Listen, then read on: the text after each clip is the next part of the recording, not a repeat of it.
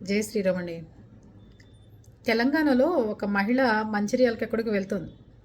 RTC bus కిందకి దూరేసి గోల గోల చేసి పోలీసులకి ఎన్ని పనులు ఉంటాయండి. ఎంత లా అండ్ ఆర్డర్ చూసుకోవాలి. ఇలా బస్సుల కింద పడుకున్న వాళ్ళకి, బస్సులు ఎక్కిన వాళ్ళకి కౌన్సిలింగ్లు చేయడానికి, వాళ్ళని బతిమాలటానికి వీళ్ళకేం పని పట్టలేదా?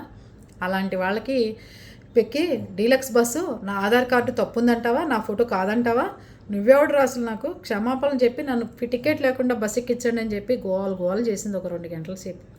ఆ బస్సు నుంచి ఆడదాన్ని తీలేరు, లాగలేరు, బస్సు పోనిచ్చలేరు.